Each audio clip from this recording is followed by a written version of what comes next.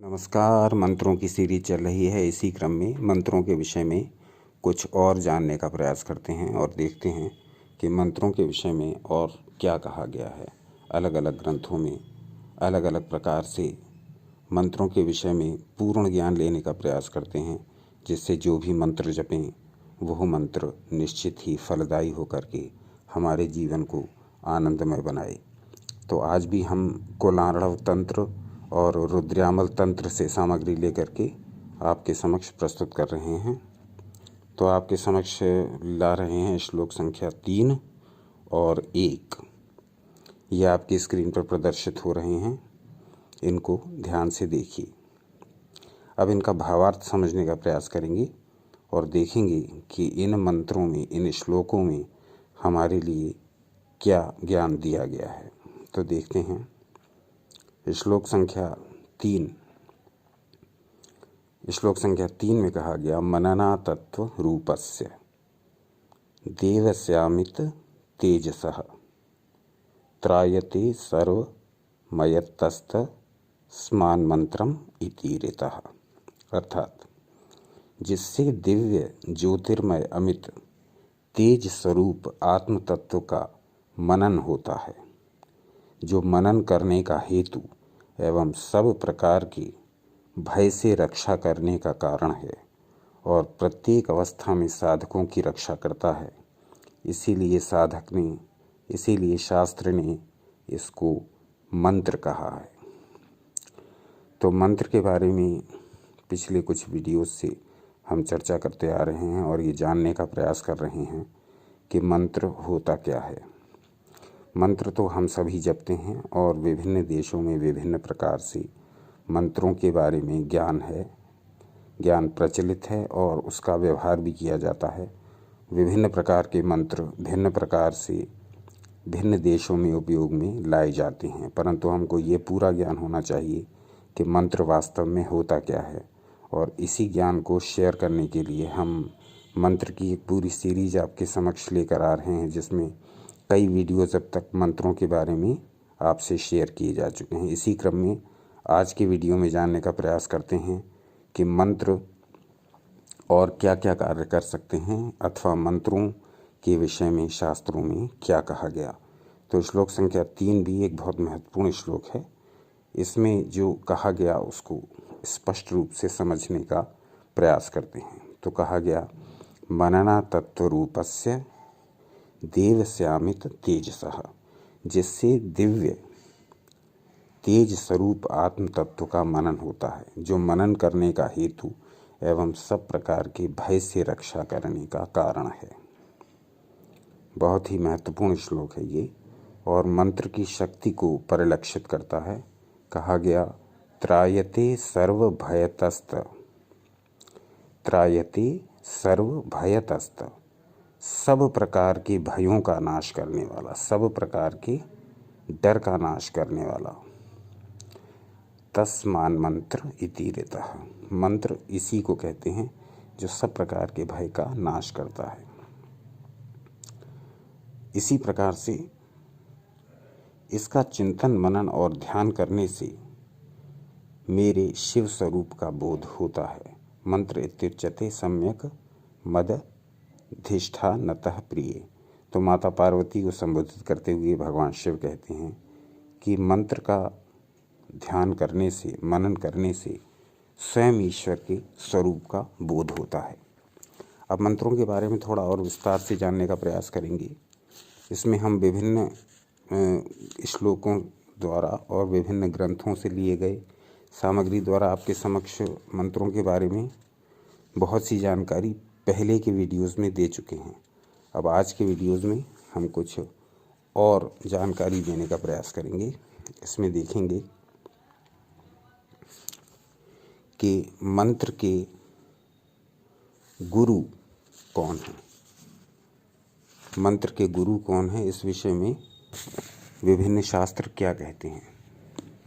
योगिनी तंत्र के प्रथम पटल का पहला श्लोक आपके समक्ष उपस्थित है और इसमें कहा गया, गुरु को वा महेशान वद में करुणामय ततोप्यधिकम् एवायं गुरुस्त्वा प्रकीर्तितः। तो देवी भगवती से श्री महेश्वर ने कहा कि हे करुणामय, हे महेश, आपने अपने से भी अधिक गुरु की महिमा कही है, अतएव इस मंत्र विषय के सृष्टा, दृष्टा और वक्ता गुरु कौन हैं, कृपा करके कहिए। ये प्रश्न माता पार्वती ने भगवान शिव से पूछा। योगिनी तंत्र के प्रथम पटल का श्लोक है ये पहला, जो कि आपकी स्क्रीन पर प्रदर्शित हो रहा है। इसका उत्तर श्लोक संख्या 2 और 3 में है, जो आपकी स्क्रीन पर प्रदर्शित हो रहे हैं। तो श्लोक संख्या 2 और 3 पर ध्यान देते हैं।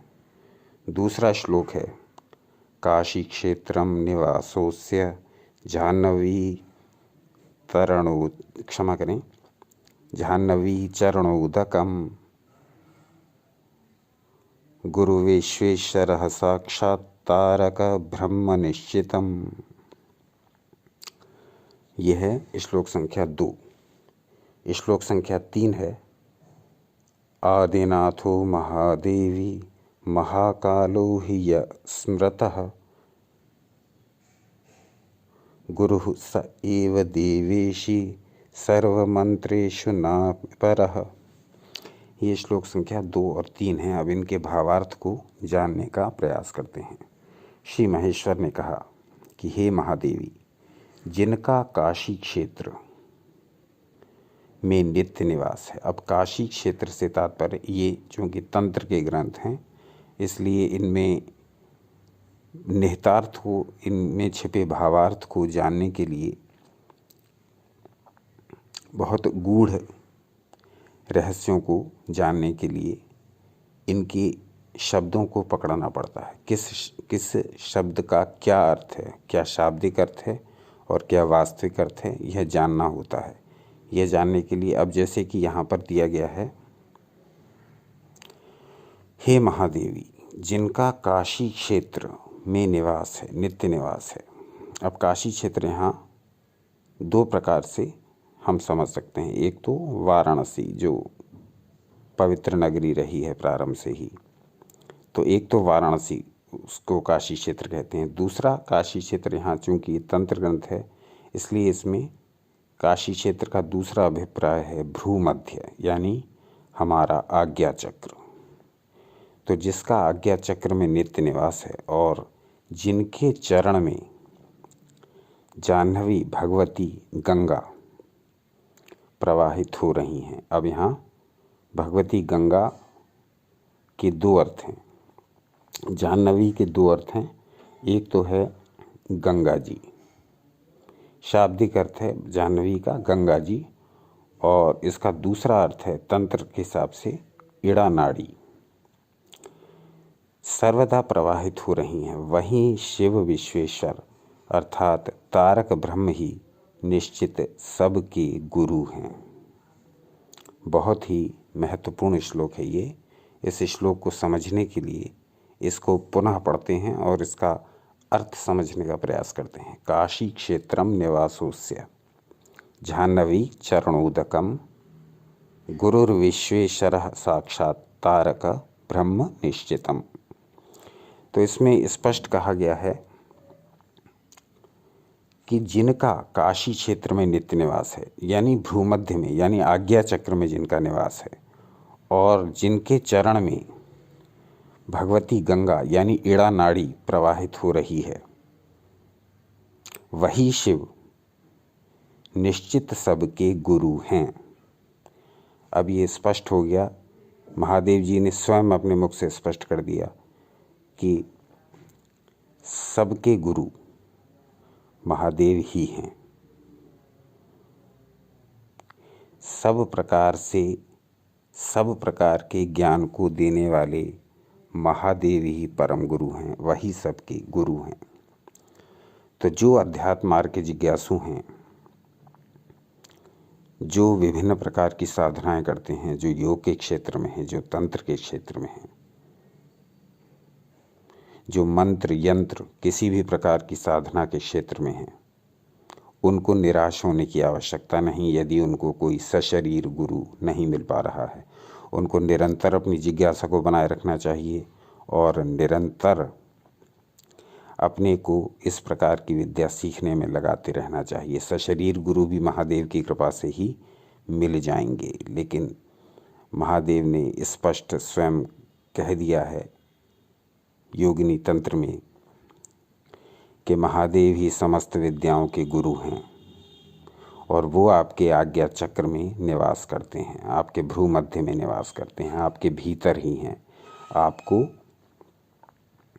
निर्देश देने के लिए अंदर तैयार बैठे हैं। आपको उनका स्मरण करना है, आपको उनका मनन करना है, आपको उनका ध्यान करना है और तब आप पाएंगे कि आपको उनके निर्देश आज्ञा चक्र के माध्यम से ही प्राप्त हो रहे हैं, भीतर से ही प्राप्त हो रहे हैं।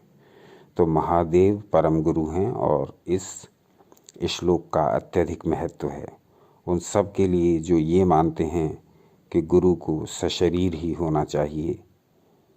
उनके लिए भी एक संदेश है, सशरीर गुरु यदि मिल जाता है और बड़े भाग्य से मिलते हैं, क्योंकि आजकल के गुरु अधिकतर आप जानते ही हैं किस प्रकार के हैं। इसके विषय में कुछ बोलने की आवश्यकता नहीं है। अपने आसपास जो वातावरण है, जिस प्रकार के गुरु हैं, उनको आप देखते ही होंगे और अपने विवेक से समझते ही होंगे कि आजकल के गुरु किस प्रकार के हैं। उन सब के लिए ये एक संदेश, बहुत ही महत्वपूर्ण संदेश है योगिनी तंत्र का, जिसमें स्वयं भगवान शिव कहते हैं कि वो परम गुरु हैं, वो सबसे बड़े गुरु हैं और यदि उनको गुरु मान लिया तो धीरे धीरे जो विद्याएं उन्होंने दी हैं वो आप पर प्रकट होने लगती हैं, उनमें आप महारत हासिल करने लगते हैं, वो विद्या आप सीखने लगते हैं, वो विद्या आपको आने लगती हैं। तो मुख्य बात यह है कि हम ये समझें कि हम किसी भी प्रकार की विद्या प्राप्त करने के लिए यदि गुरु रूप हमको नहीं उपलब्ध हो रहे हैं तो हमारे भीतर ही छिपे साक्षात महेश्वर परम गुरु को ही स्मरण करके अपनी साधना को आगे बढ़ाएं, अपनी जिज्ञासा को बलवती करते जाएं और अपने प्रत्येक प्रकार के साधन को बढ़ाते हुए निश्चित ही हम समस्त प्रकार के जो भी हमारे अभीष्ट फल हैं उनको प्राप्त करने में सफल रहेंगे। तो स्पष्ट कह दिया गया है। मैं श्लोक संख्या 2 को फिर से उद्धृत करूँगा, जिससे कि इसमें छुपा हुआ पूरा ज्ञान हमको ठीक से समझ में आए। काशी क्षेत्रम निवासोस्य जाह्नवी चरणोदकम गुरुर्विश्वेश्वरः साक्षात्कारक ब्रह्म निश्चितम। तो भगवान शिव यहाँ स्वयं कह रहे हैं कि जिनका काशी क्षेत्र यानी कि आज्ञा चक्र में जिनका निवास है और जिनके चरण में भगवती गंगा यानी इड़ा नाड़ी प्रवाहित हो रही हैं, वही विश्वेश्वर निश्चित सबके गुरु हैं। निश्चित, इसमें किसी प्रकार के डाउट, किसी प्रकार के कन्फ्यूजन की आवश्यकता नहीं। यहाँ भगवान शिव स्वयं कह रहे हैं ब्रह्म निश्चितम, साक्षात्कारक ब्रह्म निश्चितम। निश्चित रूप से ही सबका तारण करने वाले महादेव ही सबके परम गुरु हैं। गुरुर्विश्वेश्वरः साक्षात्कारक ब्रह्म निश्चितम। ये निश्चित जान के चलिए कि हमारे तारक, हमारे परम गुरु साक्षात महादेव, साक्षात भगवान शिव हैं। तो ये एक बहुत महत्वपूर्ण श्लोक है योगिनी तंत्र का, और उन सभी के लिए जो कि ये मान बैठे हैं कि सशरीर गुरु के बिना हम कोई साधना नहीं कर सकते और वो इधर उधर भटकते फिरते हैं और इस प्रकार के लोगों को भी अपना गुरु बना लेते हैं जो गुरु बनने के योग्य ही नहीं, क्योंकि उनको जैसे तैसे गुरु प्राप्त करना होता है। तो वो गुरु का चयन भावना में बहकर कर लेते हैं। उनकी 4 बातें अच्छी लगीं, चाहे वो इंटरनेट पर देखीं, चाहे किसी से सुनी या उनके प्रभाव में बह गए। 4 बातें अच्छी लगीं और उनको अपना गुरु बना लिया, बिना ये देखे कि अमुक व्यक्ति गुरु बनने लायक है भी अथवा नहीं। गुरु के क्या क्या लक्षण होते हैं, इसके लिए हम आपको अलग से एक वीडियो बना करके देंगे, जिसमें बताया गया है शास्त्रों में कि किस प्रकार का गुरु होना चाहिए। उस कसौटी पर यदि आपका गुरु खरा उतरता है तब तो आपको सशरीर गुरु बनाने में कोई समस्या नहीं है। परंतु आजकल देखा जा रहा है कि एक दूसरे की देखा देखी गुरु बनाए जा रहे हैं। तो जब तक आपको वास्तविक इस प्रकार का गुरु नहीं मिल जाता, जैसा कि शास्त्रों में वर्णित है, जिसको वास्तव में गुरु कहा जाता है, उस प्रकार का गुरु नहीं मिल जाता, तब तक आप अपने अंदर से ही साधना करिए। अपने अंदर स्थित महेश्वर गुरु द्वारा ही निर्देशित होकर के अपनी साधना को आगे बढ़ाएं। और योगिनी तंत्र का ये जो बहुत महत्वपूर्ण श्लोक है, श्लोक संख्या 2, इस पर ठीक से विचार करें और इस विचार को जान करके यह ठीक से जान लें कि गुरु विश्वेश्वर ही हमारे परम गुरु हैं, जो हमारी भ्रूमध्य में स्थित हैं और हमको वहाँ से निर्देशित करेंगे यदि हम उनसे निर्देश लेने के लिए तैयार हैं। उनसे निर्देश लेने के लिए हम कब तैयार होंगे? जब हम यह ठीक से जान लें कि सारी शक्तियाँ हमारे भीतर हैं, और न सिर्फ इसको जान लें बल्कि अपनी साधना में इसका प्रयोग भी करें। न सिर्फ अपनी साधना में बल्कि अपने दैनिक जीवन में भी इसका प्रयोग करें।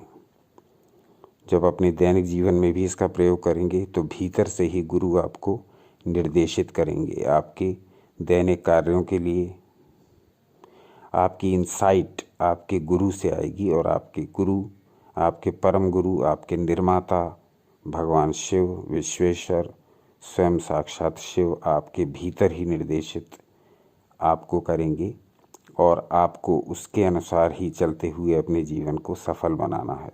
तो सशरीर गुरु को गुरु बनाते समय आपको बहुत सावधान रहना है। जैसा कि कहा गया, पानी पियो छान कर, गुरु करो जान कर। तो पानी को छान करके पीना होता है, तब पानी आपको लाभ देता है, उसकी अशुद्धियाँ बाहर छन जाती हैं। उसी प्रकार से जब तक आप गुरु को गुरु की कसौटी पर कसे बिना ही गुरु बना लेंगे, तो जैसा गुरु और वैसा ही शिष्य भी हो जाएगा। क्योंकि जिस प्रकार की भावना गुरु की होती है वैसा ही वो शिष्य को भी बना देगा। तो यहाँ हमारा कहने का तात्पर्य ये है कि आप चाहे मंत्र की साधना कर रहे हो, चाहे यंत्र की, चाहे तंत्र की, चाहे योग की, चाहे कुंडलिनी की, चाहे त्राटक की, चाहे ध्यान की, कोई और विधि आप अपना रहे हों, यहाँ कहने का तात्पर्य ये है कि सशरीर गुरु को गुरु बनाने से पहले उसको गुरु की कसौटी पर कसें, और यदि वह उस कसौटी पर खरे उतरते हैं तब ही उन्हें अपना गुरु बनाएं। सच्चे गुरु की क्या कसौटी होती हैं, क्या लक्षण होते हैं, और किस प्रकार ये पहचान की जाती है कि यह व्यक्ति गुरु बनाने लायक है, उस प्रकार की यदि जानकारी आप चाहें तो कमेंट करके बताएं। अगले वीडियोज़ में हम सच्चे गुरु के लक्षणों पर और झूठे गुरु के लक्षणों पर, दोनों प्रकार के गुरुओं का वर्णन और सच्चे और गुरु दोनों प्रकार के शिष्यों का वर्णन भी शास्त्रों में बहुत विस्तार से दिया हुआ है। तो यदि आप चाहें तो कमेंट करके बताएं। हम सच्चे और झूठे गुरु और सच्चे और झूठे शिष्यों के लक्षणों पर आधारित वीडियोस बनाने का प्रयास करेंगे। जैसा भी हो बताइए। आज के अंक में बातें मुख्यतः इस पर हो रही हैं कि मंत्र के गुरु किनको कहा गया। यहाँ माता पार्वती ने प्रश्न किया पहले योगिनी तंत्र में, श्लोक संख्या 1 में जो आपने देखा, और उसके उत्तर में भगवान शिव ने बताया कि भ्रूमध्य में स्थित आज्ञा चक्र में स्थित भगवान शिव ही परम गुरु हैं। श्लोक संख्या 2 में क्या लिखा है, इसको और ध्यान से देखने का प्रयास करते हैं और समझते हैं कि इसमें हमारे लिए क्या संदेश छुपा हुआ है। इसमें कहा, आदिनाथो महादेवी महाकालो या स्मृतः गुणः स एव देवेशी सर्वमंत्रेषु नापरः। ये तीसरा श्लोक है। तो इस तीसरे श्लोक का भावार्थ है, जो आदिनाथ शिव हैं वही महाकाल के नाम से प्रसिद्ध हैं। अतः हे देवी, सर्व प्रकार के मंत्र और उनके देवताओं के भी वही गुरु हैं। जगत में शिव के सिवा दूसरा और कोई देव गुरु नहीं है। आदिनाथो महादेवी महाकालो ही य स्मृतः, यानी जो आदिनाथ शिव हैं वही महाकाल के नाम से प्रसिद्ध हैं। आदिनाथो महादेवी महाकालो ही य स्मृतः, जो आदिनाथ हैं, जो महादेव हैं, जो महाकाल हैं, वही परम गुरु हैं। गुरु स एव देवेशी सर्व मंत्रेषु नापरः। तो सब प्रकार के मंत्र और उसके देवताओं के भी वही गुरु हैं।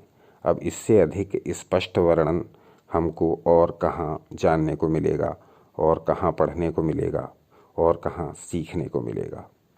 जैसा कि श्लोक संख्या 2 का हमने वर्णन किया और आपके समक्ष प्रस्तुत किया, अब उसी को विस्तार से खोल करके श्लोक संख्या 3 में कह दिया गया है और इसमें स्पष्ट रूप से वर्णन कर दिया गया है कि महादेव ही गुरु हैं, महादेव ही परम गुरु हैं। स्पष्ट कह दिया गया है कि आदिनाथ महादेव, जिनको महाकाल के नाम से भी जाना जाता है, वो गुरु स एव देवेशी, वही सबके गुरु हैं। आगे कहा गया है सर्व मंत्रेषु नापरः, तो सभी देवताओं के भी गुरु हैं और सब प्रकार के मंत्रों के भी गुरु हैं। स्पष्ट कह दिया गया है। श्लोक संख्या 3 की दूसरी लाइन देखिए, गुरु स एव देवेशी, सभी देवताओं के भी गुरु और सर्व मंत्रेषु नापरः, और सभी मंत्रों के भी गुरु हैं। तो योगिनी तंत्र से लिए हुए जो श्लोक संख्या 2 और 3 हैं, उनका ध्यान करके, उनका मनन करके हमको ये निश्चित पता लग जाता है कि हमको महादेव के अतिरिक्त अन्य कोई गुरु, अन्य कोई परम गुरु ढूंढने की आवश्यकता नहीं है। महादेव ही परम गुरु हैं। महादेव की भक्ति द्वारा ही हमको सब प्रकार की सर्व विद्याओं का ज्ञान हो सकता है, और ये ज्ञान हमको तभी होता है जब हम पूरी श्रद्धा, पूरे विश्वास, पूरे मन, प्राण और आत्मा से महादेव से निर्देश प्राप्त करने के लिए तैयार हों। जो स्पष्ट कह दिया गया है अध्याय श्लोक संख्या 2 में कि हमारे भ्रूमध्य के बीच, यानी हमारे आज्ञा चक्र में स्थित रहते हैं। तो वो महादेव जो हमारे आज्ञा चक्र में स्थित हैं, वो महादेव जो सदा हमारे साथ हैं, वो महादेव जो हमारे शरीर के भीतर ही निवास करते हैं। स्पष्ट है कि उन महादेव से निर्देश प्राप्त न करके और सशरीर गुरुओं के लिए इधर उधर भटकने में किसी भी प्रकार का कोई भी ज्ञान नहीं है, किसी भी प्रकार की कोई बुद्धिमत्ता नहीं है, किसी भी प्रकार का कोई ये वो ज्ञान है जो अत्यधिक दुर्लभ है और जिसको आजकल के गुरु बताना, मेंशन करना और उद्धरण करना, कोट करना पसंद नहीं करते।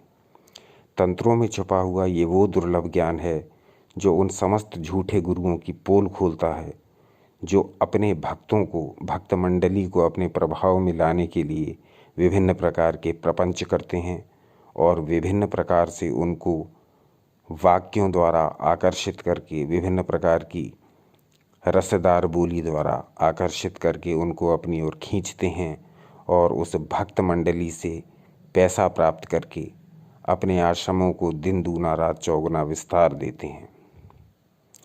तो यदि अपने विवेक का प्रयोग करें तब यह पाएंगे कि यदि हम महादेव को अपने गुरु रूप में स्वीकार करते हैं, जैसा कि हमने प्रमाण सहित योगिनी तंत्र के ग्रंथों से आपके समक्ष, योगिनी तंत्र के श्लोकों से, श्लोक संख्या विशेष तौर से 2 और 3 से आपके समक्ष यह प्रस्तुत करने का प्रयास किया कि तंत्र ग्रंथों में तो स्पष्ट रूप से महादेव को परम गुरु माना गया और ऐसा गुरु माना गया जो कि आपके साथ हर समय अवेलेबल है, आपके पास हर समय उपलब्ध हैं। भ्रूमध्य यानी आज्ञा चक्र के मध्य महादेव से निर्देश प्राप्त करने के लिए आपको न कहीं आने जाने की आवश्यकता है, न पैसे खर्च करने की आवश्यकता है, न कष्ट उठाने की आवश्यकता है। यदि महादेव को गुरु मान लिया तो भीतर से ही निर्देश प्राप्त होंगे। पूरी श्रद्धा, पूरा विश्वास, पूरी आस्था रखते हुए यदि हम इन श्लोकों पर मनन करें, इन श्लोकों पर विचार करें और इन श्लोकों के अनुसार ही महादेव को गुरु रूप में स्वीकार करें, तो यह निश्चित है कि हमारे आज्ञा चक्र में स्थित भगवान शिव हमें ऐसे स्पष्ट दिशा निर्देश देंगे जिससे हमारी साधना दिन दूनी रात चौगुनी बलवती होती जाएगी और हम जो भी साधना कर रहे हैं, जिस लक्ष्य के लिए हम उल्लसित हैं, जिस लक्ष्य के लिए हम कर्मशील हैं, जिस लक्ष्य के लिए हम कर्मरत हैं, उस लक्ष्य में हमें निश्चित रूप से सफलता प्राप्त होगी। तो आज का वीडियो बनाने का मुख्य उद्देश्य तो ये था कि आपको मंत्रों के विषय में कुछ और जानकारी दी जाए। जैसा कि मंत्रों की सीरीज में लगातार हम मंत्रों के विषय में बताते आ रहे हैं और श्रोताओं और दर्शकों का बहुत स्नेह भी मिल रहा है इस विषय पर और लगातार कमेंट्स भी आ रहे हैं और इस विषय पर इसीलिए हम वीडियोस को बनाते जा रहे हैं। तो लेकिन अब इसमें चर्चा आ गई कि मंत्र की चर्चा चलते चलते चर्चा आई कि मंत्र के गुरु कौन होते हैं। तो इस विषय पर हमें शास्त्रों को खंगालने में ये योगिनी तंत्र से जो कुछ महत्वपूर्ण श्लोक मिले, जिसमें गुरुओं के बारे में बहुत ही महत्वपूर्ण ज्ञान दिया गया है, तो हमने सोचा कि ये आपके साथ अवश्य शेयर करें। क्योंकि आधुनिक युग की विडंबना ये है कि बहुत सारे लोग सशरीर गुरुओं के पीछे पागल हुए जा रहे हैं, सशरीर गुरुओं के पीछे भागे जा रहे हैं, बिना ये देखे कि अमुक व्यक्ति जिसको अपना गुरु बना रहे हैं वो गुरु बनाने लायक हैं भी अथवा नहीं, गुरु की कसौटी पर खरे उतरते भी हैं अथवा नहीं। केवल उनके वाक्यों से प्रभावित होकर के, केवल उनके साथ लगी भीड़ से प्रभावित होकर के, केवल उनके सब्सक्राइबर्स को देख करके और केवल उनकी लोकप्रियता को देख करके ही एक के हाथ पकड़ते हुए दूसरा भी उन्हीं को गुरु बनाया जा रहा है, जो कि हमारे बौद्धिक दिवालियेपन का प्रमाण है। अपने विवेक का प्रयोग करें और ये देखें कि अमुक व्यक्ति गुरु बनाने लायक है भी या नहीं, उसको गुरु की श्रेणी में रखा जाएगा या नहीं, वो गुरु की कसौटी पर खरा उतरता भी है कि नहीं, तब ही हमें उसको अपना गुरु बनाना चाहिए अथवा हम उसके शिष्य बने।